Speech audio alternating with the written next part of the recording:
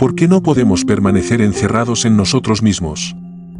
¿Por qué buscamos la expresión y la forma intentando vaciarnos de todo contenido, aspirando a organizar un proceso caótico y rebelde? ¿No sería más fecundo abandonarnos a nuestra fluidez interior, sin ningún afán de objetivación, limitándonos a disfrutar de todos nuestros ardores, a gozar de todas nuestras agitaciones íntimas? Experiencias múltiples y diferenciadas se fusionarían así para engendrar una efervescencia extraordinariamente fecunda, semejante a un seísmo o a un paroxismo musical. Hallarse repleto de uno mismo, no en el sentido del orgullo sino de la riqueza interior, estar obsesionado por una infinitud íntima y una tensión extrema, en eso consiste vivir intensamente, hasta sentirse morir de vivir. Tan raro es ese sentimiento, y tan extraño, que deberíamos vivirlo gritando. Yo siento que debería morir de vivir y me pregunto si tiene sentido buscarle una explicación a este sentimiento. Cuando el pasado del alma palpita en nosotros con una tensión infinita, cuando una presencia total actualiza experiencias soterradas y un ritmo pierde su equilibrio y su uniformidad, entonces la muerte nos arranca de las cimas de la vida, sin que experimentemos ante ella ese terror que nos acompaña cuando nos obsesiona dolorosamente. Sentimiento análogo al que experimentan los amantes cuando, en el sumum de su dicha, surge ante ellos, fugitiva pero intensamente, la imagen de la muerte, o cuando, en los momentos de incertidumbre, emerge, en un amor naciente, el presentimiento del final o del abandono. Demasiado raras son las personas que pueden soportar tales experiencias hasta el fin.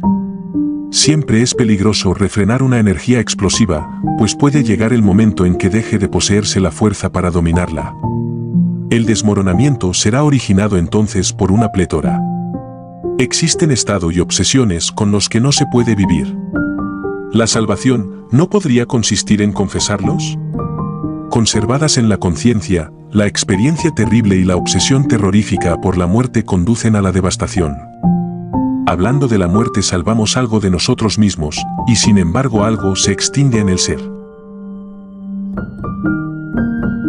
El lirismo representa una fuerza de dispersión de la subjetividad, pues indica en el individuo una efervescencia incoercible que aspira sin cesar a la expresión. Esa necesidad de exteriorización es tanto más urgente cuanto más interior, profundo y concentrado es el lirismo. ¿Por qué el hombre se vuelve lírico durante el sufrimiento y el amor?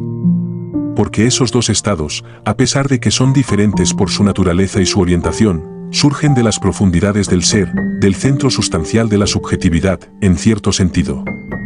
Nos volvemos líricos cuando la vida en nuestro interior palpita con un ritmo esencial. Lo que de único y específico poseemos se realiza de una manera tan expresiva que lo individual se eleva a nivel de lo universal.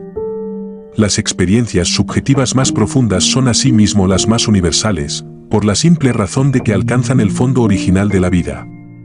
La verdadera interiorización conduce a una universalidad inaccesible para aquellos seres que no sobrepasan lo inesencial y que consideran el lirismo como un fenómeno interior, como el producto de una inconsistencia espiritual, cuando, en realidad, los recursos líricos de la subjetividad son la prueba de una gran profundidad interior. Algunas personas son líricas únicamente en los momentos decisivos de su existencia, otras solo en el instante de la agonía, cuando todo el pasado se actualiza y se precipita sobre ellos como un torrente. Pero en la mayoría de los casos la explosión lírica surge tras experiencias esenciales, cuando la agitación del fondo íntimo del ser alcanza su paroxismo. De esa manera, seres propensos a la objetividad y a la impersonalidad, ajenos tanto a sí mismos como a las realidades profundas, cuando se hallan presos del amor, experimentan un sentimiento que moviliza todas sus facultades personales. El hecho de que casi todo el mundo escriba poesía cuando está enamorado prueba bien que el pensamiento conceptual no basta para expresar la infinitud interior, solo una materia fluida e irracional es capaz de ofrecer al lirismo una objetivación apropiada. Ignorando tanto lo que ocultamos en nosotros mismos como lo que oculta el mundo, somos súbitamente víctimas de la experiencia del sufrimiento y transportados a una región extraordinariamente compleja, de una vertiginosa subjetividad. El lirismo del sufrimiento lleva a cabo una purificación interior en la cual las llagas no son ya simples manifestaciones externas sin implicaciones profundas, sino que forman parte de la sustancia misma del ser. Existe un canto de la sangre, de la carne y de los nervios. De ahí que casi todas las enfermedades tengan propiedades líricas. Solo quienes perseveran en una insensibilidad escandalosa permanecen indiferentes frente a la enfermedad, la cual produce siempre un ahondamiento íntimo. Solo se vuelve uno realmente lírico tras un profundo trastorno orgánico. El lirismo accidental procede de causas exteriores y desaparece con ellos. Sin una pizca de locura el lirismo es imposible. Resulta significativo que las psicosis se caractericen en su comienzo por una fase lírica en la que las barreras y los obstáculos se vienen abajo para dar paso a una ebriedad interior de una pasmosa fecundidad.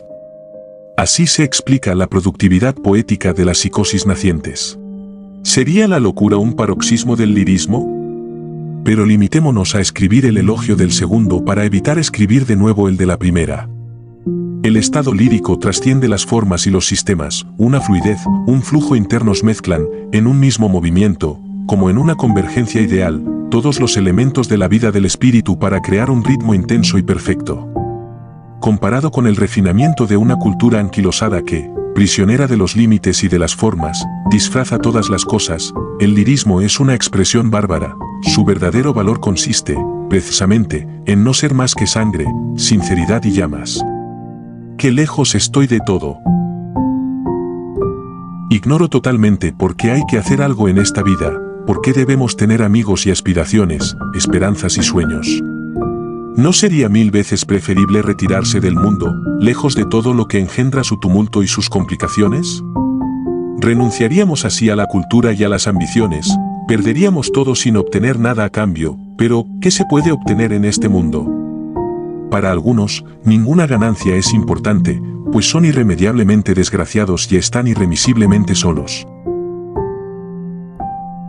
Nos hallamos todos tan cerrados los unos respecto a los otros, incluso abiertos hasta el punto de recibirlo todo de los demás o de leer en las profundidades del alma, ¿en qué medida seríamos capaces de dilucidar nuestro destino?